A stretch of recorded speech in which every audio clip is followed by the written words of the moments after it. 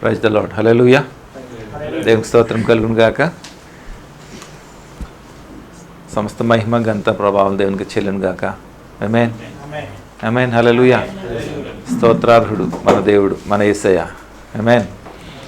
ఎంత కొలతతో ఏ రకంగా మన యేసయ్యను ప్రేమిస్తున్నారు మీరు అందరూ చెప్పాలి ఒకసారి. నా మాట అర్థం కాలేదా? ఏ కొలతతో ఎంతగా దేవుణ్ణి ప్రేమిస్తున్నారు మీరు, యేసయ్యను ప్రేమిస్తున్నారు చెప్పాలి. ఏమిచ్చి ప్రేమిస్తున్నారు చెప్పాలి.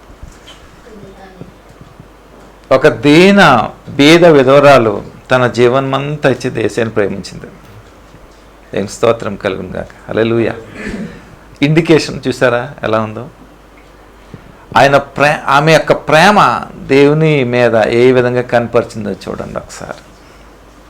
దేవుని స్తోత్రం కలుగును గాక. అంటే అదొక్కటే కాదు, అదొక జరిగిన ఇన్సిడెంట్ మీ ముందుకు పెట్టానంతే, అంతకుమించి ఇంకేం కాదు. కానీ మనము ఏ విధంగా ఏ రకంగా మనం దేవుని ప్రేమిస్తున్నాం అది ఒకసారి ప్రశ్న వేసుకుందాం. ఎంతమంది దేవుని ప్రేమిస్తున్నారు? ఎలా ప్రేమిస్తున్నారు మీకే తెలియాలి, దేవునికి తెలియాలి, అంతే. ఇంక స్తోత్రం కలుగును గాక. ఆమేన్. హల్లెలూయా. అధికంగా దేవుడు మనల్ని ప్రేమించాడా లేదా? బియాండ్ ప్రేమించాడు. ఇంకేం లేదు, ఇంకా అసలు అంతగా ప్రేమించాడు. సో మనము ఏ విధంగా ఉండాలి అనేది ఆలోచించడానికి మనకు టైం ఉండదు, వాస్తవం అది. ఆమేన్. ఏదేమైనప్పటికీ కూడా దేవుని మహా ఉచితమైన కృపను బట్టి మనం ఎలా జీవిస్తున్నామని నేను నమ్ముతాను, అంతకుమించి ఇంకేం లేదు. ఆమేన్. హల్లెలూయా. కమాన్, వాక్యంలోకి వెళ్దాం. చిన్న ప్రార్థన చేసుకుందాం. దయచేసి కళ్ళు మూసుకుందాం, తల వంచండి. ప్రభా మీకు వందనాలు. మరొకసారి నీ సన్నిధిలో ఈ విధంగా మేము గడపటానికి మాకు ఇచ్చిన యొక్క గొప్ప అవకాశంకే మీకు వందనాలు. ఈ సమయంలో నీ వాక్యంతో మాతో మాట్లాడండి, మమ్మల్ని దిద్దండి, సరిచేసి ప్రభా ఎప్పటికప్పుడు మేము నాయన ఆత్మ విషయంలో, ఆధ్యాత్మిక జీవితంలో మేము నాయన ఒక అలర్ట్గా నా ప్రభా మెలకువగా కలిగి నడవడానికి నీ కృప దయచేయండి. ఈ సమయంలో నన్ను బలపరచండి, నా ద్వారా మా అందరితో మాట్లాడండి, బలపరిచి ఆ విధమైనటువంటి జీవితాన్ని జీవించే కృపను మాకు అనుగ్రహించమని, మాకు తోడేయమని మమ్మల్ని సమయాన్ని మీ చేతికి అప్పగించుకుంటాం. యేసయ్య నామములో ప్రార్థించి స్తుతించి అడిగి వేడుకుంటున్నాం తండ్రి. ఆమేన్, ఆమేన్ అని చెప్దాం అందరూ కూడా. ఆమేన్. హల్లెలూయా. అన్క్లీన్లెస్, శుభ్రత లేని, లేకపోతే అపరిశుద్ధత అంటే పరిశుద్ధత లేని. పరిశుద్ధత లేని అనేది ఈ మాట ఎవరికి ఇండికేట్ చేయబడుతుంది అంటే, ఆల్రెడీ వారికి ఎబిలిటీస్ ఇచ్చి ఆ సామర్థ్యము ఇవ్వబడి సామర్థ్యంతో కూడినటువంటి విధి విధానాలన్నీ కూడా ఇచ్చిన వారికి ఈ మాట వర్తిస్తుంది. అపరిశుద్ధత అంటే పరిశుద్ధముగా చేసిన మనల్ని తిరిగి ఎందుకు అపరిశుద్ధత కలిగి ఉండటానికి కారణాలు ఏంటి, ఎందుకు ఆ విధమైనటువంటి బ్రతుకు వచ్చింది మన జీవితంలో అనేదే ఈ యొక్క ఈ టైటిల్కి లేదంటే ఈ వర్తమానానికి అర్థము లేక నిర్వచనము మరేమనుకుంటారో చేసుకుంటాం. అపరిశుద్ధత. ఓకే, దేవుడు నన్ను పరిశుద్ధపరచలేదు అని ఎంతమంది చెప్పగలుగుతారు? మీరు నన్ను పరిశుద్ధపరచలేదు దేవుడు అని ఎంతమంది మీరు చెప్పగలుగుతారు? దయచేసి అలాంటి వారు అని ఉంటే చేయి చూపిస్తారా? నేను ఇంకా పరిశుద్ధపరచబడలేదు, నన్ను పరిశుద్ధత చెయ్యలేదు దేవుడు. పరిశుద్ధపరచబడలేదంటే ఎవరు చేస్తారు మనల్ని పరిశుద్ధపరచడం? దేవుడే చేస్తాడు. అలాగే నన్ను ఇంకా చేయలేదని వారు ఎవరన్నా ఉన్నారా? సరిపోరు అనడానికి, అంతే కదా. ఆల్రెడీ ఇచ్చేశాడు దేవుడు. చూడండి, మనము ఈ జనరేషన్లో ఉన్నాం మనం, కానీ మన నిమిత్తం ఆల్రెడీ ముందే మనకన్నీ కూడా సిద్ధపరిచాడు దేవుడు. అవునా కదా? చెప్పండి. డైనింగ్ టేబుల్ మీద అన్ని భోజన పదార్థాలను వచ్చి తినరా అని అంటే, తినకపోతే దేవుడు ఏం చేస్తాడు మనల్ని? అది అమ్మ తప్ప లేకపోతే మన తప్ప? అవునా కదా? దేవుడు అన్నీ కూడా మనకి ఇచ్చాడు, పరిశుద్ధపరిచాడు, మనల్ని కడిగాడు ఆయన యొక్క విలువైనటువంటి విధానాన్ని బట్టి. బట్ ఎందుకు అపరిశుద్ధత అనేది నీలో కలిగింది అనేది ఒకసారి మనం చూసుకుందాం. ఈ దినము మనల్ని మనము పరీక్షించుకొని మరీ మనము కడుగుకొని పరిశుద్ధంగా ఉండాలనేదే దేవుని యొక్క ఉద్దేశం ఇక్కడ అన్నమాట. ఓకే, అయితే ఇక్కడ 3 విషయాలు నేను చెప్తాను. ఒకరు అపోస్తులైన పౌలు గారు తెస్సలోనికేలకు ఉన్నటువంటి ఆ పరిస్థితిని, ఆ యొక్క ఆ వాతావరణంలో ఉన్నటువంటి స్థితిని ఆయన అడ్రస్ చేస్తూ రాస్తున్నాడు ఒక మాట. అలాగే ఇంకొక ప్రవక్త యెషయా గ్రంథంలో నుంచి ప్రవక్త అయిన యెషయా కూడా ఆయన ఉన్నటువంటి సమాజంలో నుంచి ఒక అనుభవాన్ని రాస్తున్నాడు అక్కడ.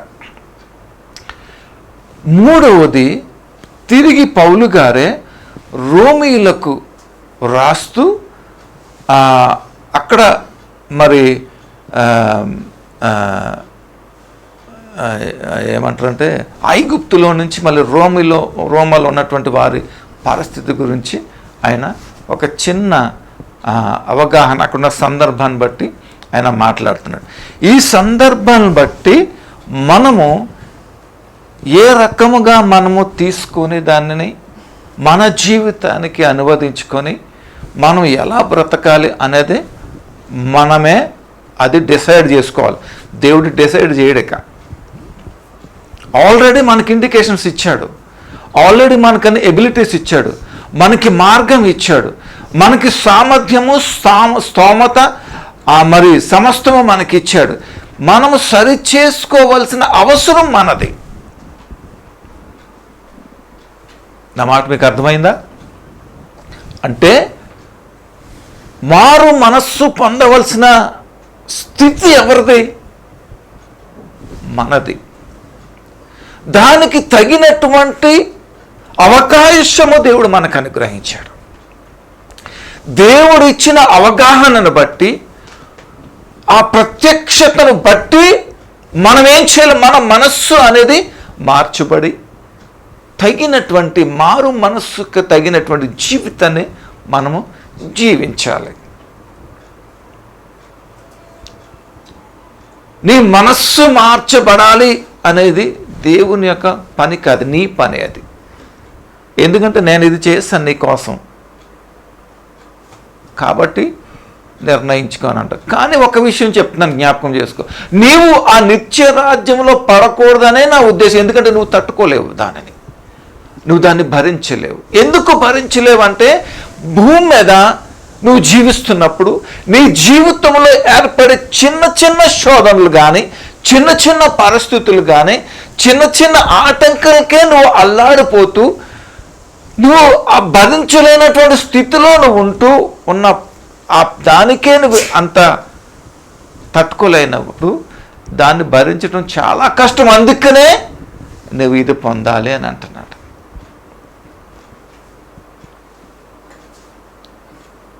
హలో, అర్థమవుతుందా? అర్థమవుతుందా? ఏం మాట్లాడుతున్నాడు దేవుడు మనతోటి ఇక్కడ? నీవు అపరిశుద్ధతలో ఉండడానికి కారణం ఏంటి?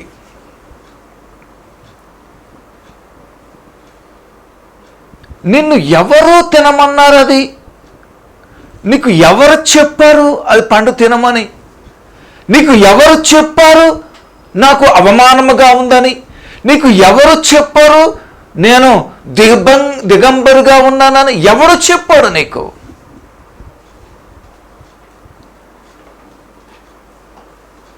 నీకు ఎవరు చెప్పారు అపవిత్రతగా ఉండాలని?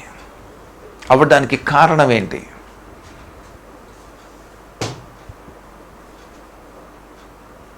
దేవుడు ప్రతి వారిని కూడా ఆయన విలువైనటువంటి ఆ యొక్క సాక్రిఫైస్ నుంచి, ఆ త్యాగం నుంచి విడిపించాడు దేవుడు, పరిశుద్ధపరిచాడు దేవుడు.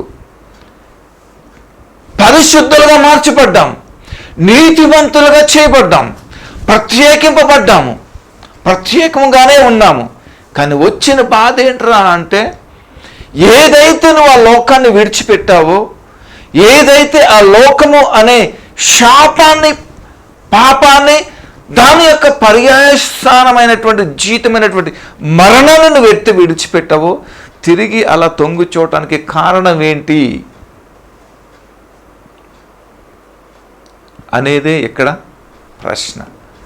అంటే ఈ వర్తమానము పౌలు గారు కానీ, లేకపోతే ఈ యెషయా ప్రవక్త కానీ, వీరు చెప్పే ప్రాముఖ్యమైనటువంటి విషయం ఏంటంటే, లైంగికమైనటువంటి సంబంధం గురించి మాట్లాడుతున్నాడు దేవుడు. ఒక లైంగికమైనటువంటి సంబంధం ఒకసారి చూద్దాం. మొదటి తెస్సలోనికీయులకు రాసిన పత్రికలో పౌలు గారు ఎలా బోధిస్తున్నాడు చూద్దాం ఒకసారి. మొదటి తెస్సలోనికీయులకు రాసిన పత్రిక 4వ అధ్యాయం 7-8 వచనాలు ఒకసారి చదువుదాం. మొదటి తెస్సలోనికీయులకు రాసిన పత్రిక 4వ అధ్యాయము 7-8 వచనాలు ఆయన చదువుతాను, ఒకసారి మీరు గమనించండి. ఎందుకు దేవుడు ఏమంటున్నాడు ఇక్కడ? పరిశుద్ధులగుటకే దేవుడు మనలను పిలిచెను గాని అపవిత్రులుగా ఉండుటకు పిలువలేదు. దేవుడు మనల్ని ఎందుకు పిలిచాడు? పరిశుద్ధులుగా ఉండడానికి పిలిచాడు. మన తండ్రి ఉన్నతమైన వాడు అనుకుందాం, ఒక ఉన్నతమైన స్థితిలో ఉన్నాడు అనుకుందాం. మనల్ని బేదలుగా చూస్తాడా ఆయన? లేకపోతే బేదలుగా ఉండమని చెప్తాడా మనకి? లేకపోతే మనకి సరైన వస్త్రాలు, వసతులు లేకుండా, ఆహారము లేకుండా చేస్తాడా మనకి? ఏం చేస్తాడు మన తండ్రి? ఆయన అంత ఉన్నతమైన స్థితిలో ఉన్నప్పటికీ కూడా ఆయన కంటే ఉన్నతంగా తన బిడ్డలను చూడాలని ఒక దృష్టి, ఆ ఉద్దేశం కలిగి ఉంటాడు మన తండ్రి. అది తండ్రి యొక్క గొప్పతనము లేక ప్రేమ. మన దేవుడు కూడా ఉన్నతమైన దేవుడు, అతి పరిశుద్ధుడు దేవుడు ఆయన. కాబట్టి ఆయనకు మించిన దేవుడు మరి ఎవరు లేరు. కాబట్టి ఆయన ఏం చేస్తాడు? పరిశుద్ధుడు కాబట్టి తన పిల్లలైనటువంటి మనల్ని పరిశుద్ధులుగా చేయటానికి అపరిశుద్ధతలో నుంచి మనల్ని ఏం చేశాడు? ఆయన పరిశుద్ధులుగా ఉండటానికి మనల్ని పిలిచాడు. కానీ అపరిశుద్ధతలోనికి మనం రావాలని పిల్లలు, ఎందుకంటే ఆయన పరిశుద్ధుడు కాబట్టి ఆయన చేయలేడు. దానికి స్తోత్రం కలుగును కాక. హల్లెలూయా. చూడండి ఇక్కడ ఏమంటున్నాడంటే పౌలు గారు ఇక్కడ మనకి ఈ సందర్భాన్ని బట్టి ఏమంటున్నాడంటే, తెస్సలోనికీయులలో ఉన్నటువంటి ఆ సిట్యువేషన్, ఆ సందర్భాన్ని బట్టి లైంగికమైనటువంటి ఏదైతే మరి అక్రమముగా కూడినటువంటి లైంగిక సంబంధం అంటే, ఎదుటివాని యొక్క భార్య కావచ్చు, ఎదుటివాని యొక్క భర్త కావచ్చు, పరస్త్రీ ఎవరైనా కానీ ఆమెను గనక నీవు లైంగికమైనటువంటి విధానంలో గనక నువ్వు జీవిస్తున్నట్లయితే, నీ సహోదరుని యొక్క భార్య కావచ్చు, నీ సహోదరుడి యొక్క మరి సహోదరుని యొక్క భర్త కావచ్చు, భార్య కావచ్చు, మరి పరస్త్రీని కావచ్చు, నీవు ఆ విధమైనటువంటి పరిస్థితుల్లో, ఆ స్థితిలో లైంగికమైనటువంటి చర్యలలో కనుక నువ్వు వెళ్ళినట్లయితే, మొట్టమొదటిగా దేవునికి అవమానము, దేవుని బాధ పెట్టేవాడుగా, రెండవది నీ సహోదరుడికి లేకపోతే నీ సహోదరునికి నువ్వేం చేస్తున్నావో తెలుసా? అన్యాయము చేసేవాడుగా నువ్వు ఉంటున్నావు. ఎందుకు మాట్లాడుతున్నాడో దేవుడు తెలియదు ఈ మాట. అంటే ఒక రకముగా ఈ లైంగికమైనటువంటి ఈ అక్రమముతో కూడినటువంటి సంబంధము, ఈ అక్రమముతో కూడినటువంటి లైంగిక విధానము అంతా కూడా దాదాపుగా చెప్పాలంటే ఒక దొంగతనముతో అది సమానము.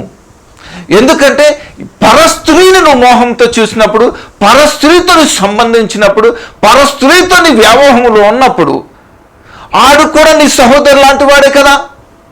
అప్పుడు నువ్వు అతనికి ఏం చేస్తున్నావు? అన్యాయమే కదా నువ్వు చేస్తున్నావు. ఇది దేవుడు మాట్లాడుతున్నాడు.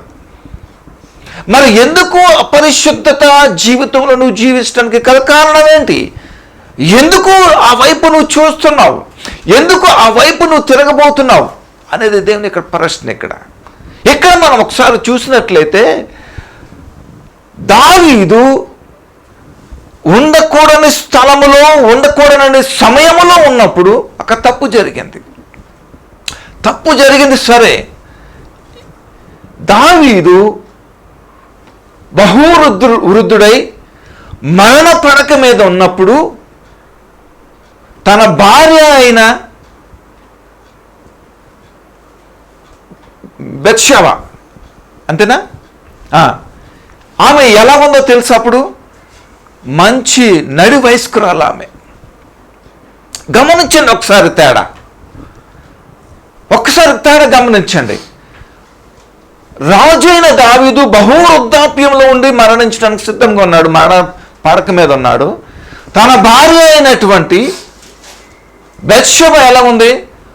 యవ్వనస్తురాలుగా ఉంది, నడి వయస్కురాలు ఉంది. అంటే నా అవగాహన నిమిత్తం, అంటే నా ఆలోచనలో బట్టి ఎప్పుడైతే దావీదు ఆ యొక్క పరస్త్రీ లేకపోతే తన సహోదరుడైనటువంటి వాడిలాగా ఉన్నటువంటి పరాయి స్త్రీతో ఎలాగైతే అక్రమ సంబంధము పెట్టుకున్నాడో ఆ సమయానికి ఆమె పిల్లలు లేరు, ఆమె ఎప్పుడు పిల్లలు పుట్టలేదు. అది ఆమె బహుశా వివాహం అయ్యి కొన్ని దినములు లేకపోతే సంవత్సరము 2 సంవత్సరాలు అయ్యి ఉండొచ్చేమో. ఎందుకంటే అంత వచ్చినది. అసలు చెప్పాలంటే దావీదుకి ఒక కూతురు లాంటిది అనుకోవచ్చు. ఒకసారి చెప్పాలంటే ఒకసారి చెప్పండి, చూడండి ఒకసారి. అలాంటి ఆమెను ఆయన ఏం చేశాడు? అక్రమముగా ఆయనను తీసుకున్నాడు. దాన్ని కప్పుపుచ్చటానికి అనేక కార్యాలు కూడా మనం చేసినట్లు మనం చూస్తూ ఉంటాం. అక్కడ చూసారా లైంగికమైనటువంటి పరిస్థితి ఏ రకంగా ఉందో ఒకసారి చూడండి. చూసారా, ఈమె నడి వయస్కురాల్లో ఉంది, ఆమె వృద్ధాప్యంలో ఉండి చనిపోవడానికి సిద్ధంగా ఉన్నాడు. దాని యొక్క పర్యవసానం ఎంత భయంకరంగా ఉంటుందో చూడండి. బెత్షెబ యొక్క భర్త పేరేంటి?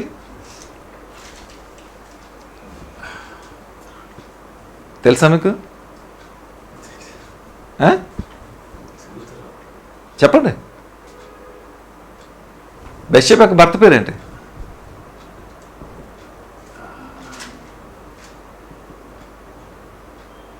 గట్టిగా చెప్పండి తెలిస్తే.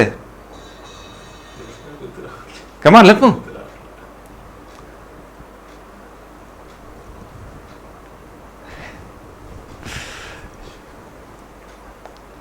బెత్షెబ యొక్క భర్త పేరేంటి?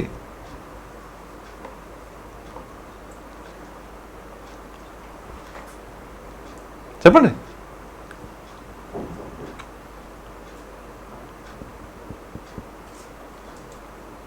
ఆలోచించుకుని చెప్పండి, నేను చెప్తాను మళ్ళీ.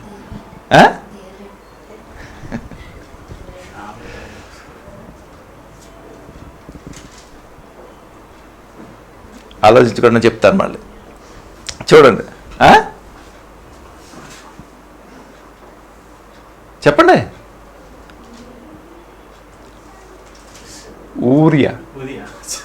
యూరియా అంట. ఒకసారి ఇమాజిన్ చేసుకుందాం. దావీదు చనిపోయాడు, తన భర్త. నా భర్త నాతో పాటు ఉంటే ఎలా ఉందో అనేది ఒక అవగాహన, ఒక ఆలోచన వచ్చి ఉంటుందంటావా బెత్షెబకి? అవునా? అంటే చూడండి, లైంగిక విధమైనటువంటి రిలేషన్స్లో ఎంత నష్టం జరుగుతుందో ఒకసారి ఆలోచించండి.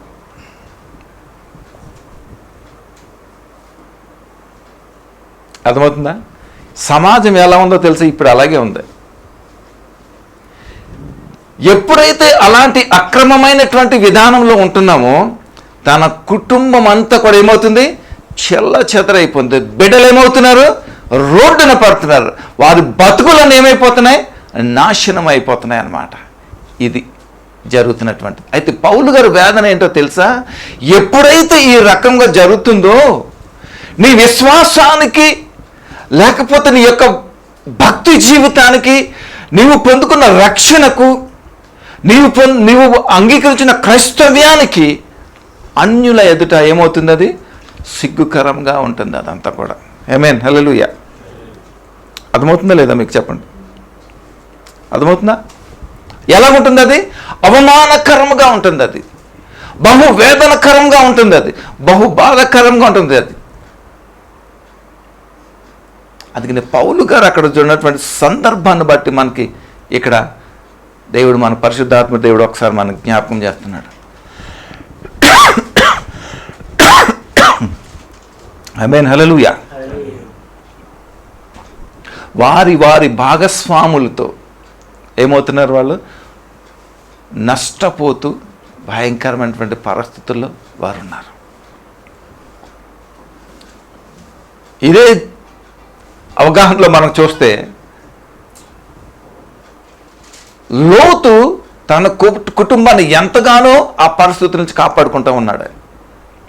అర్థమవుతుందా మీకు? ఎంతగానో తనని కుటుంబాన్ని ఎంతగానో కాపాడుకుంటూ, ఎందు నిమిత్తము? నీతిమంతుడు కాబట్టి. దేవునికి స్తోత్రం కలుగును గాక.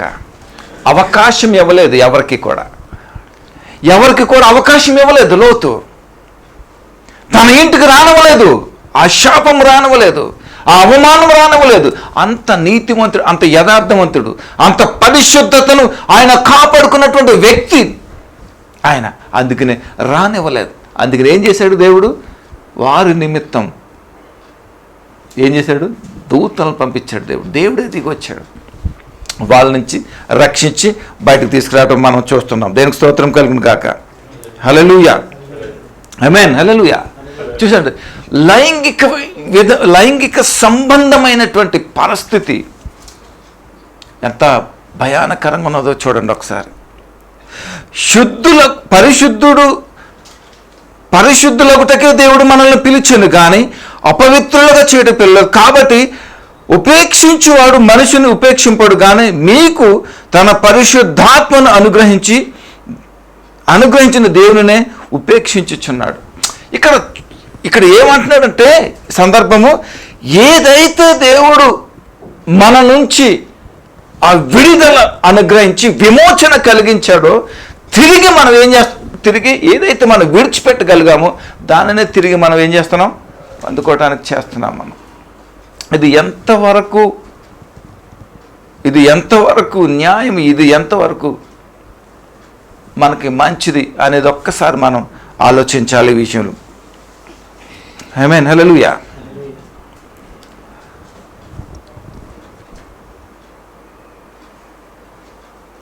ఎలాంటి వాతావరణంలో ఈ రోజున మనం బ్రతుకుతున్నాం? అవునంటారు కాదంటారు? చెప్పండి. ఎంత భయానకరంగా ఉంది చూడండి. ఈ లైంగికమైనటువంటి ఈ జీవితానికి వరస తెలియదు, వాయువు తెలియదు, చిన్న తెలియదు, పెద్ద తెలియదు. ఏ సంబంధమైనటువంటి, ఏ రకమైనటువంటి ఆ గౌరవం యొక్క నియమ నిబంధనలు ఏమీ తెలియదు దానికి. అంత రాక్షసత్వంతో కూడినటువంటిది ఈ యొక్క భయంకరమైన లైంగికమైనటువంటి పాపము. ఆ పాపము ద్వారా మనకు వచ్చే జీతం ఏంటో తెలుసా? బహు భయంకరమైనటువంటి శిక్ష మన మీదకి రాబోతూ ఉంటుంది. దాని గురించి అన్నమాట. ఆమేన్, హల్లెలూయా. దావీదు యొక్క కుమారుడు సొలొమోను కూడా అలాగే జీవించాడు. కానీ చివరికి ఏం చేశాడో తెలుసా? రియలైజేషన్ అయ్యి ఏం చేశాడు? చక్కటి ఉత్తరం రాశాడు. ఏం రాశాడు? వ్యర్థము, వ్యర్థము, వ్యర్థము. చూసారా?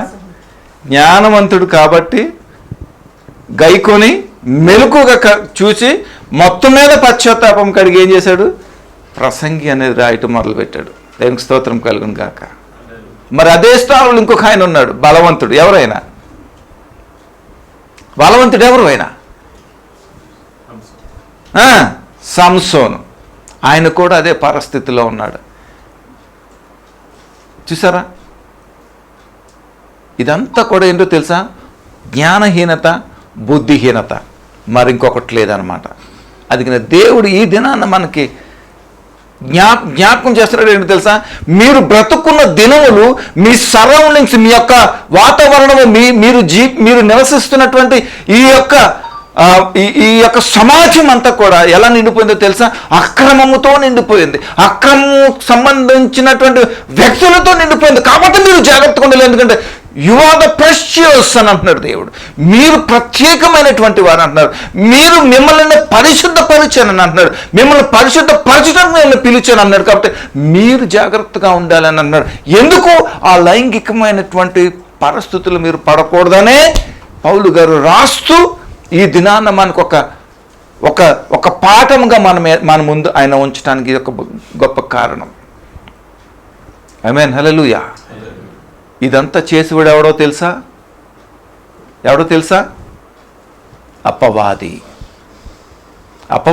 అపవాదిలాగా రాడు ఎప్పుడు కూడా. ఒకసారి చెప్పాను మీకు, ఎలా వస్తాడు వాడు? ఎలా వస్తాడు చెప్పండి? హ్యాండ్సమ్గా వస్తాడు, బ్యూటిఫుల్గా వస్తాడు, ఓకే, రిచ్ మ్యాన్ లాగా వస్తాడు, రిచ్ గర్ల్ లాగా వస్తాడు. ఇది ఆడి అన్నీ అన్నమాట. అందుకనే మోసపోకురా. అందము వ్యర్థము, సౌందర్యము అందము మోసకరము, సౌందర్యము వ్యర్థము. అందుకనే వ్యర్థం అది. దాని గురించి మోసపోవద్దురా అని అంటాడు దేవుడు. అందుకని అవన్నీ తీసుకుని వస్తూ ఉంటాడు. అందం ఎక్కడ వాడాడు? ఫస్ట్ విధంగా చెప్పాలంటే పండు, అలాగే బాధ తెలుస్తుంది. పండుని తీసుకుని వచ్చాడు. ఆమేన్, హల్లెలూయా. అందుకనే దేవుడు మనల్ని హెచ్చరించేది ఏంటో తెలుసా? మన సంఘాన్ని, మన ఆత్మల్ని మీరు బహు జాగ్రత్తగా ఉండాలి. ఎందుకంటే సమాజం అలా ఉంది. వాడు ఇంకా ఇంకా ఇంకా ఇంకా ఏమేమో తీసుకొస్తూ ఉంటాడు. మీరు చాలా జాగ్రత్తగా ఉండాలి. చివరి వరకు కూడా మీరు చాలా జాగ్రత్తగా ఉండాలి. దేవుడు ఈ యొక్క మాటను బట్టి మనల్ని ఏం చేస్తున్నాడో తెలుసా? అలర్ట్ చేస్తున్నాడు. ఆమేన్, హల్లెలూయా. ఇంకొక మాట చూద్దాం. యెషయా గ్రంథంకి ఒకసారి వెళ్దాం రండి. Isaiah chapter 64, 64. ఐజయా 64,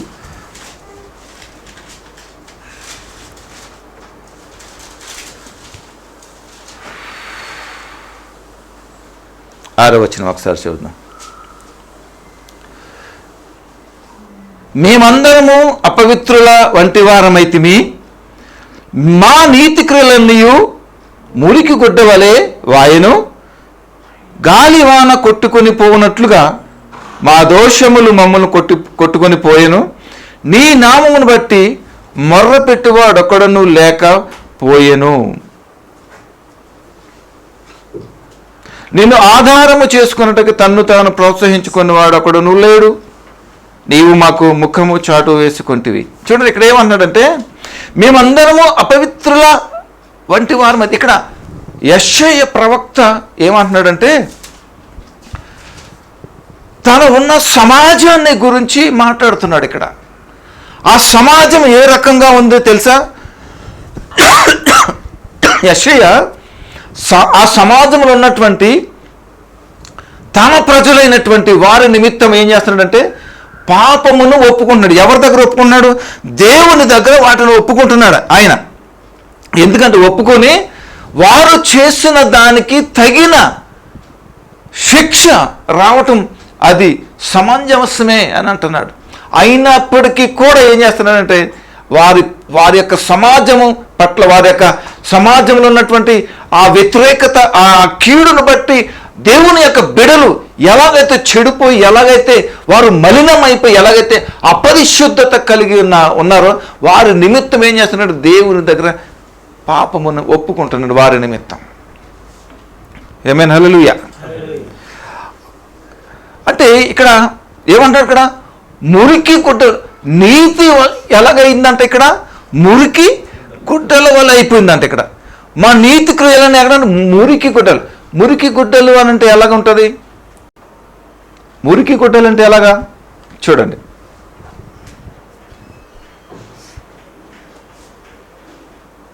పాత నిబంధన అప్పటికి ఉన్నప్పటి పరిస్థితి బట్టి మనం చూస్తే మురికి గుడ్డలు దేనికి సాదృశ్యంగా చేయబడినాయంటే అప్పట్లో స్త్రీ యొక్క తన ఋతుస్రావం బట్టి లేకపోతే మరి ఆ యొక్క రక్తస్రావమును బట్టి ఆ పరిస్థితుల్లో ఉన్నప్పుడు అపరిశుద్ధతగా అప్పుడు భావించేవారు, అపరిశుద్ధతగా వారిని పరిగణించేవారు. వారంతా కూడా ఆ అపరిశుద్ధత పోయేంత వరకు ఆ దినమంతా కూడా సాయంకాలం వరకు కూడా వాళ్ళు ఎలా ఉండేవారంటే శుద్ధత లేని వారుగా వారు ఉండేవారు, కనిపించేవారు కాదు, అలా ఉండేవారు అన్నమాట. అది అప్పుడు. సో దానిని బట్టి ఈ మురికి గుడ్డలు లేదంటే ఇలాంటి గుడ్డలుగా అది అభివర్ణించడం జరుగుతుంది. దానికి పోల్చి చెప్తున్నాడు ఇక్కడ. ఎందుకంటే ఆ విధంగా ఉన్నప్పుడు ఆమె కడగా ఉంది కదా, ఆమె ముట్టకూడదు, అది ఎడమగా ఉంది. అందుకని ఆమె ఏం చేస్తానంటే ఒక ప్రత్యేకమైన స్థలంలో ఇంట్లోనే ఉంటుంది తప్ప బయటికి రాదు. ఎందుకంటే అపవిత్రత అనేది ఆమె ఆ సమయం కాబట్టి ఆమెని ముట్టకూడదు, ఎవరు కూడా ఆమె దేంట్లో కూడా పాలు పంచుకోకూడదు. ఇది అక్కడ ఉన్నటువంటి నిబంధన. దానిని పోలుస్తున్నాడు ఈ ప్రవక్త అయిన యెషయా. అలాంటి పరిస్థితులలో మనం ఉన్నాం. చూడండి ఇక్కడ ఏమంటున్నాడంటే తన ఉద్దేశము, ఎప్పుడైతే అపరిశుద్ధతలో నువ్వు ఉంటే కనుక నిన్ను ముట్టకూడదు, నీ దగ్గరికి రాకూడదు, నువ్వు ఎవరి దగ్గరికి రాకూడదు, నువ్వు ఎవరిని ముట్టకూడదు. ఇది అక్కడ జరుగుతున్నటువంటిది. ద సేమ్ సిచ్యువేషన్ చూడండి. దేవుడు మాట్లాడుతున్నాడు సిలువలో, దేవా నన్ను ఎలా విడిచిపెట్టావు, ఎందుకు ఆ మాట అన్నాడు? పరిశుద్ధుడు దేవుడు తన కుమారుడైనటువంటి యేసుక్రీస్తు ప్రభు ఎలా మార్చబడ్డాడు? ఆయన అపరిశుద్ధముగా మార్చబడ్డాడు, అంటే పాపముగా మార్చబడ్డాడు. ఎందుకంటే పాపము అన్ని ఆయన మీద వేసుకున్నాడు కాబట్టి ఆయన పాపముగా మారినప్పుడు ఎప్పుడైతే మారాడో ఈ పరిశుద్ధుడు అతి పరిశుద్ధుడు తండ్రి అయిన దేవుడు ఏం చేస్తే తెలుసా, ముఖం తిప్పుకోవటం అక్కడ జరిగిందనమాట. అంటే దానికి దీనికి పొత్తు అనేది ఉండదు అక్కడ. అందుకనే నన్ను ఎలా విడిచిపెట్టావు నా తండ్రి అని అంటున్నాడు అక్కడ. ఈ సందర్భాన్ని బట్టి యెషయా గారు మనకి ఈ యొక్క అక్కడ జరిగిన ఆ యొక్క సందర్భాన్ని బట్టి ఆ యొక్క సమాజంలో జరిగినటువంటి విషయాన్ని మనం ముందుకు తీసుకొచ్చి ఎందుకు చేస్తున్నాడంటే అలాంటి మురికి గుడ్డలతో మురికి వాసనతో ఉన్నటువంటి ఆ నీతి క్రియలు ఎలాగైతే మార్చి చేయబడ్డాయో వారిని ఏం చేయాలి, కడగానే పెట్టాడు. కానీ 2000 సంవత్సరాల క్రితం అదేమీ లేకుండా దేవుడు ఏం చేశారు తెలుసా, ఆ మురికి గొడ్డలు తీసివేసి ఆయనను బట్టి నన్ను నీతిగా ఆయన మార్చాడు. దేవునికి స్తోత్రం కలుగును గాక. హల్లెలూయా. మనల్ని నీతిమంతులుగా మార్చాడు దేవుడు. దానికి కారణం ఏంటో తెలుసా, ఇప్పుడు వచ్చిన సమస్య ఏంటో తెలుసా, నిన్ను మురికి గుడ్డలుగా ఉన్న నీవు కడగా ఉన్న నిన్ను ఎవరు ముట్టకూడనటువంటి స్థితిలో ఉన్న నీవు ఎవరి దగ్గరికి వెళ్ళకూడదని నీవు సమాజం నిన్ను ఒక పక్కన పెట్టివేసినటువంటి పరిస్థితిలో నుంచి నిన్ను నీతిగా చేసి ఆయన నీతిమంతుగా నేను చేశాడు కదా, మరి తిరిగి ఎందుకు అనీతిమంతుడుగా నీ మళ్ళీ తిరిగి పాత స్థితికి వెళ్ళడానికి కారణం ఏంటి? ఇదే ప్రశ్న. ఇదే మాట్లాడుతున్నాడు దేవుడు మనతోటి. కారణం ఏంటి? వెనక్కి వెళ్ళాల్సిన కారణం ఏంటి? రీజన్ ఏంటి నీకు? అంటే నీ పాత రోత జీవితం ఇంకా నీ మనసులో ఉందని లెక్క అనమాట. అంటే దేవునితో నువ్వు సత్సంబంధం కలిగి లేవన్నమాట, ఏదో అటు ఇటుగా ఉన్నట్టు అనమాట లెక్క. అందుకని దేవుని వాక్యం ఏం సెలవిస్తుంది తెలుసా, నువ్వు వెచ్చగా ఉండు లేకపోతే చల్లగా ఉండు. ఏముంటుంది అంటున్నాడు? నువ్వువెచ్చ స్థితిలో ఉండదు. నువ్వువెచ్చని స్థితిలో నువ్వు ఉన్నావు అని అంటే ఇలాంటి సమాజంతో నీకేముంది, సంబంధాలు ఉన్నాయన్నమాట. అంతేనంటారా? అంటే ఈ సంఘము కానీ మనము ఏ స్థితిలో ఉన్నాం ఇప్పుడు మనమే చెప్పాలి. అంతేనా? అటు ఇటు కాకుండా ఉన్నాం. అంతేనా కదా? చెప్పండి. అది మరి అప్పుడు ఏమవుతుంది? అటు ఇటు కానోడి దగ్గరికి మోము మీద ఉమ్ము వేయించుకునేవాడిగా ఉంటుంది అనమాట. ఎవరికి వేస్తారు ముఖం మీద ఉమ్ము? ఆడు ఎంత నీచుడైతే వాడి మీద ఉమ్ము వేస్తారు. ఒకసారి చూడు, సాధారణంగా ఎవరు ఉమ్ము వేయరు కదా, అంటే అంత నీచుడు ఎవడు ఉండడు అనమాట. కానీ అలాంటి వాడి మీద ఉమ్ము వేస్తాడు అని అంటే అపవాదు కూడా ఆడి దగ్గర రానివాడు అంటే ఆడు ఎంత దారుణమో చూడండి ఒకసారి. నులివెచ్చని స్థితిలో ఉన్నవాడు ఎవడైతే ఉన్నాడో వాడు మాత్రమే ఆ రకమైనటువంటి విధానంలో ఉంటాడు.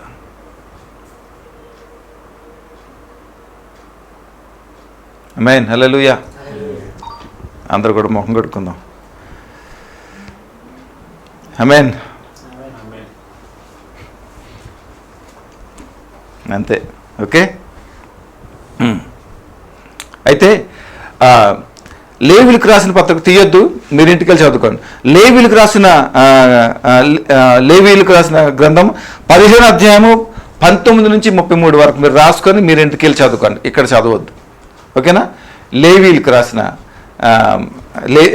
లేవి గ్రంథం 15వ అధ్యాయం 19 నుంచి 33 వరకు మీరు చదవండి, మీరు ఇంటికి వెళ్ళి చదవండి, మీకు అర్థమవుతుంది.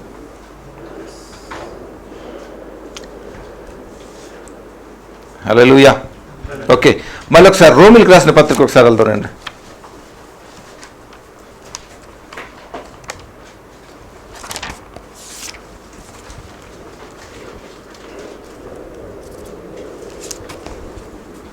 అధ్యాయం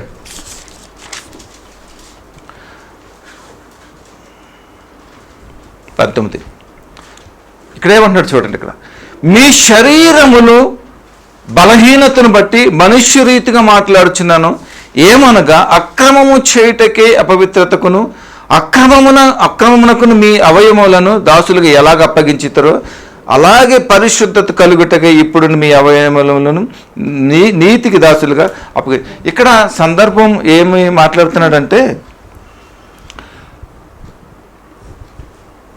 ఐగుప్తులో ఉన్నటువంటి హెబ్రీయులు ఎవరైతే ఉన్నారో వారు దాసులుగా ఉన్నారు అక్కడ, ఓకేనా. అయితే దేవుడు వారిని విడిపించి దానికి ముఖ్య ఉద్దేశం ఏంటంటే, విడిపించిన తర్వాత వారిని నడిపించడానికి ఏంటంటే, హెబ్రీయుల్ని అంటే దేవుని యొక్క జనాంగాన్ని విడిపించి వారు అరణ్య మార్గానికి తీసుకురాబడి అక్కడ దేవునికి బలిపీఠము కట్టి బలి అర్పించి దేవుని మహిమపరిచే విషయంలో వారి యొక్క నేత్రములు తెరవ చేయడానికి దేవుడు వారిని ఆ బానిసల నుంచి విడిపించడానికి ఇది ప్రధానమైనటువంటి అంశం వారి జీవితంలో హెబ్రీలు అన్నటువంటి ఇశ్రాయేల్ జనాంగానికి. అర్థమవుతుందా?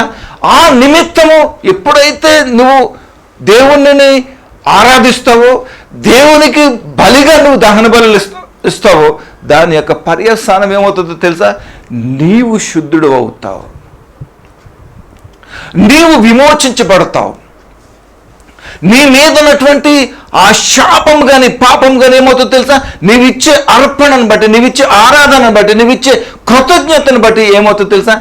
ఆయన కృపను బట్టి, ఆయన జాలిదయను బట్టి క్షమాపణ అనేది నీ మీదకి వస్తుంది అన్నమాట. అది దేవుని యొక్క ఉద్దేశం. అలాగ ఆరాధించాలి అని అంటే వీరి వల్ల కాదు, ఎందుకంటే వీరు కంప్లీట్గా అంధత్వంలో ఉన్నారు. వీళ్ళందరూ కూడా ఎలా చేయాలో తెలియదు. కానీ వారిని విడిపించి ఇలా చేయాలంటే ఏం చేయాలి? వారి యొక్క అంధత్వాన్ని దేవుడు వారిని విడిపించాలి.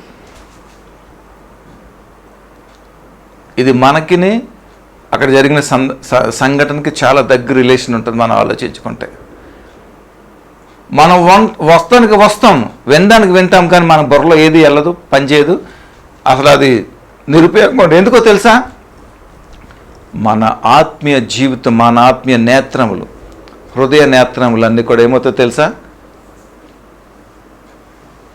మూయబడి ఉన్నాయి. అందుకనే పనిచేయదు వాక్యం. మనం ఎన్ని సంవత్సరాలు వచ్చినా, ఎలాంటివి వచ్చినా సరే మనం కొట్టుమిట్లు ఆడిపోతూ ఉంటాం అన్నమాట. తట్టుకోలేము ఆ పరిస్థితులకి అన్నమాట.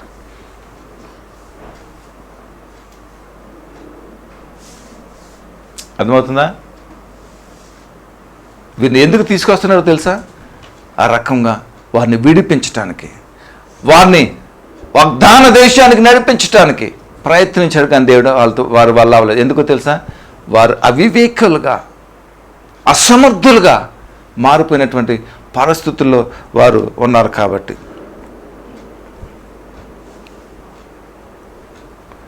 వారు బానిసలులా ఉన్నప్పటి నుంచి వారిని విడిపించడానికే దేవుని యొక్క ఉద్దేశం, దేవుని యొక్క ప్రణాళిక. దేవునికి స్తోత్రం కలుగును గాక. ఆమేన్, హల్లెలూయా. ఇక్కడ ఏమన్నాడు చూడండి ఒకసారి, 19, మీ శరీర బలహీనతను బట్టి మనుష్య రీతిగా మాట్లాడు. చూడండి ఇక్కడ ఏమన్నాడండి పౌలు గారు, జస్ట్ ఒక మానవ రీతిగా మాట్లాడుతున్నాడు. ఇక్కడ చాలా విషయాల్లో మనము ఎవరన్నా బాధలు ఉన్నప్పుడు, ఎవరన్నా కష్టాలు ఉన్నప్పుడు మనం ఏం చేస్తాం? మానవ రీతిగా మనం వారిని దర్శించి మనం ఏం చేస్తాం? అది ఏం కాదులే బ్రదర్, ఏం కాదు సిస్టర్, ఏం కాదు, మేము అందరం ఉన్నాం కదా, మేము ఉన్నాం కదా అని సాధారణంగా మనం చెప్తాం. అది కూడా ఒక మంచి ఇండికేషన్. దాంతో పాటుగా ఏం చేస్తాం? దేవుని పట్ల ఉన్నటువంటి విధానాన్ని మనం చేస్తాం. అర్థమవుతుందా? కానీ ఇక్కడ ఎందుకు ఆ మాట ఆయన మాట్లాడుతూ మీ శరీర బలహీనతలను బట్టి మనుష్య రీతిగానే మీతో అంటే క్యాజువల్గా మీతో మాట్లాడుతున్నాం బ్రదర్ అని అంటాం కదా మనం. అలాగా క్యాజువల్గా మీతో మాట్లాడుతున్నాం. ఎందుకంటే ఆ క్యాజువల్గా మాట్లాడటం అంటే ఆయనకి ఎంతగా సులువుగా అర్థమవుతే బాగుంటుంది అనే ఉద్దేశం అన్నమాట అక్కడ.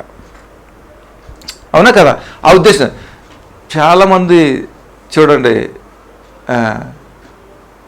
దేవుడే ఉన్నోళ్ళే ఆయన చూసుకుంటారు. సో ఇలాగా కాదు మనం ఒకసారి చేయాల్సిందే. మన మానవ ధర్మాన్ని కూడా మనం అక్కడ అనుగ్రహించాలన్నమాట. ఈయన అదే అన్నాడు, మీరు ఎందుకు మీ యొక్క శరీర బలహీనత విషయం నేను మామూలుగా మాట్లాడుతున్నాను, మీరు ఎందుకు ఈ విధంగా అయిపోతున్నారు, మీరు ఎందుకు ఈ విధంగా కారణం ఏంటి అనేది పౌలు గారి యొక్క ఆవేదన అనమాట. సింపుల్గా నేను మామూలుగా నీకు పర్సనల్గా మాట్లాడుతున్నాను అనే ఆ భావాన్ని ఆయన వ్యక్తపరుస్తున్నాడు అక్కడ. మీ యొక్క శరీర బలహీనతల విషయంలో నేను మానవ రీతిలో మీతో మాట్లాడుతున్నాను. ఎందుకు మాట్లాడుతున్నాడు అంటే, ఎప్పుడైతే వారు ఆ స్థితిలో ఉన్నారో, సమాజంలో ఉన్నటువంటి చెడు ఆ బీజం, లేదంటే ఆ యొక్క లైంగిక విధమైనటువంటి స్థితిలో వారు ఉన్నారో, తిరిగి లేవనెత్తడానికి, తిరిగి తీసుకురావడానికి పౌలు గారు చేసే యొక్క ప్రయత్నం అది. ఆమేన్, హల్లెలూయా. దీనికి స్తోత్రం కలుగును గాక. ఈ మాట రోమాలో ఉన్నటువంటి ప్రతి విధమైనటువంటి రక్షింపబడిన వారికి ఈ ఉత్తరం రాస్తున్నాడు. ఒకటేమో హెబ్రీలైనటువంటి వారికి, చెరలో ఉన్నటువంటి వారికి, బానిసలుగా ఉన్న వారికి మాట్లాడుతున్నాడు. ఇప్పుడు రోమాలో ఉన్నటువంటి సంఘానికి, అక్కడ ఉన్నటువంటి పరిస్థితికి బానిసైనటువంటి వారి నిమిత్తం పౌలు గారు ఇక్కడ మాట్లాడుతూ ఉన్నాడు. మానవ రీతిగా మాట్లాడుతున్నాడు. మీకేం సంభవించింది అంటే, అంత గొప్ప రక్షణ భాగ్యాన్ని మీరు పొందుకున్నారు కదా, దేవుడు ఇచ్చాడు కదా, మరి ఎందుకు మీరు ఈ విధమైనటువంటి అల్పకాలమైనటువంటి ఈ మోసపూరితమైనటువంటి ఈ ఆకర్షణకు గురి మీరు ఎందుకు ఈ విధంగా అవుతున్నారు అనేది పౌలు గారి యొక్క ఉద్దేశం. ఆమేన్, హల్లెలూయా. చివరికి ఒక మాట చెప్పి నేను ముగిస్తాను. అదే రోమీయులకు రాసిన పత్రిక 6వ అధ్యాయము 16వ వచనం ఒకసారి చూసి నేను ముగిస్తాను. లోబడుటకు దేనికి మిమ్మును మీరు దాసులుగా అప్పగించుకొందురో అది చావు నిమిత్తముగా పాపముకే గాని, నీతి నిమిత్తముగా విధేయులకే గాని దేనికి మీరు లోబడితే దానికి దాసులగుతారని మీరు ఎరుగరా? మీరు దేనికి లోనవుతున్నారు? మీరు బానిసలుగా అవుతున్నారు. దానిని బట్టి మీరు దేనికి లోనవుతారు మీకు అర్థమవట్లేదా? మీకు తెలియటం లేదా? మీకు కానుకోవట్లేదా? ఇప్పుడు నువ్వు రక్షించబడ్డావు, నీతిగా చేయబడ్డావు, పరిశుద్ధంగా ఉన్నావు, తిరిగి నువ్వేం చేస్తున్నావు? నీ శరీర మరి బలహీనతను బట్టి ఏం చేస్తున్నావు? నువ్వు సమాజంలో జరుగుతున్న వాటితో నువ్వేమవుతున్నావు? తిరిగి చేతులు కలుపుతున్నావు కదా. దాని పర్యవసానం ఏం చెప్తావు నీకు తెలీదా? నువ్వు ఎక్కడ పోతావో తెలీదా? నువ్వేమైపోతావో తెలీదా? గ్రహించట్లేదా నువ్వు? ఎందుకో తెలుసా? అది మూసేస్తుంది నీ నేత్రాలని.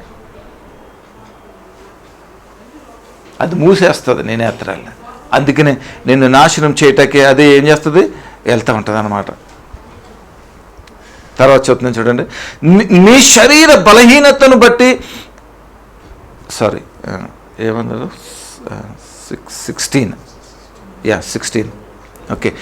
లోబడుటకు దేనికి మిమ్మల్ని మీరు దాసులుగా అప్పగించుకుందరో అది చావు నిమిత్తముగా పాపముకే గాని నీతి నిమిత్తముగా విధేయతకి కానీ అది మీరు దేనికి లోబడుతారు మీకు దాసులగుదురని మీరు ఎరుగరా. మీరు పాపమునకు దాసులై ఉంటురి కానీ ఏ ఉపదేశ క్రమమునకు మీరు అప్పగించబడుతారో దానికి హృదయపూర్వకంగా లోబడిన వారై పాపము నుండి విమోచింపబడి నీతికి దాసులైతురి. అందుకు దేవునికి స్తోత్రం.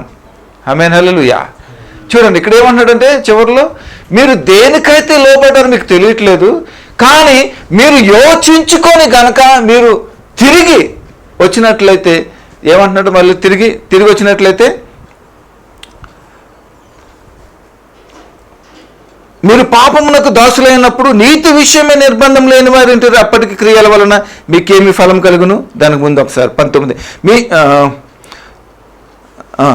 మీ అవయములను దాసులుగా ఎలాగ అప్పగించుతారు అలాగే పరిశుద్ధత కలుగుటకి ఇప్పుడు మీ అవయముల నీతిగా అప్పగించుకొనుడి.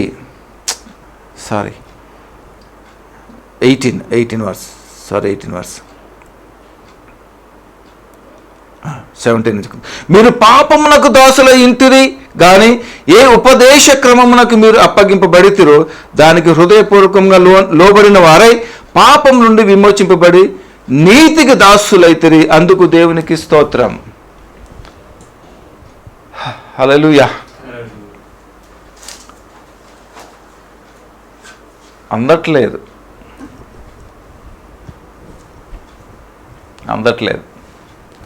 ఎనీవే, ఏ స్థితిలో అయితే నువ్వు పడి ఉన్నావో తిరిగి కనుక నీవు వాస్తవాన్ని నువ్వు తెలుసుకొని ఆ విమోచన క్రయదానాన్ని కనుక నువ్వు తెలుసుకొని తిరిగి ఆ నీతి దగ్గరికి తిరిగి చేర్చబడతావో దానిని బట్టి తిరిగి నువ్వేం పొందుకుంటావు తెలుసా? తిరిగి దేవుని యొక్క నిత్య జీవాన్ని పొందుకునేవాడుగా నీవు ఉంటావు. దేవుడు ఇక్కడ ఒకే ఒక మాట చెప్తున్నాడు ఏంటంటే మన ముందు సమాజంలో జరుగుతున్నటువంటి ప్రతి విషయాలను బట్టి మీరు బహు జాగ్రత్తగా ఉండండి.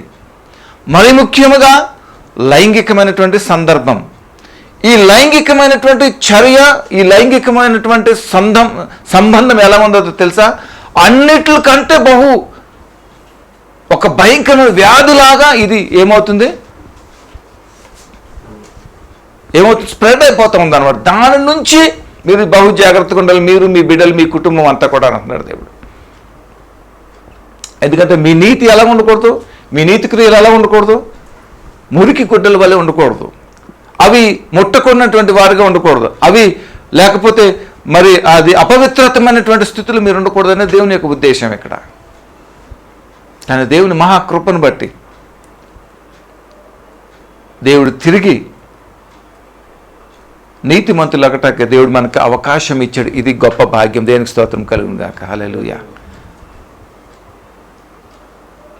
కాబట్టి మనం ఏ స్థితిలో మనం ఉంటున్నాం, ఏ పరిస్థితిలో మనం ఉన్నాం, మనం ప్రశ్నించుకొని తిరిగి దేవుని దగ్గరికి వద్దాం. ఒకవేళ మనం దేవునిలో కనుక ఉంటే కనుక మనము కానీ మన కుటుంబములు కానీ దేవుని మహాకృప సహాయాన్ని బట్టి, ఆయన భద్రతను బట్టి ఎప్పుడు కూడా మనము విధేయులుగా, ఆయనకి లోబడి వారుగా, ఆయన నీతిగా మనం జీవించేవారుగా మనం ఉందాం. అట్టి కృప సహాయము తోడు మనకు దేవుడు అనుగ్రహించి నడిపించిన కాక. ఆమేన్. ప్రార్థన చేసుకుందాం. దయగల మా ప్రభా, మీకు వందనాలు, స్తోత్రాలు, కృతజ్ఞతలు చెల్లిస్తున్నాను. మరొకసారి ప్రభా మాతో మాట్లాడి బలపరిచినందుకు వందనాలు. ఈ వాక్యం నా బిడ్డలను దీవించండి, ఆశీర్వదించండి ప్రభా. అవును, ఈ లోకం బహు భయంకరంగా ఉంది ప్రభా. ఏ లైంగికమైనటువంటి పరిస్థితులు వెళ్లకుండా, ఆ ప్రభావం మా మీద, మా కుటుంబాల మీద రాకుండా నీ కాపుదల, భద్రత మాకు అనుగ్రహించండి. నీ జ్ఞానమును, మీ వివేకం మాకు అనుగ్రహించి నడిపించండి. నేను ఆమెను మహింపరచుకోమని ప్రభా ఈ వాక్యం దీవించండి, ఆశీర్వదించిన బిడ్డలందరినీ ప్రభా నేను ఈ పరిస్థితుల నుంచి కాపాడి నేను క్షేమాన్ని వారికి అనుగ్రహించి నడిపించి మహింపొందుకోమని మీకు ఏమందరం చెల్లించుకుంటూ యేసే నామములో ప్రార్థన స్తుతించాడు వేడుకుంటున్నాం తండ్రి.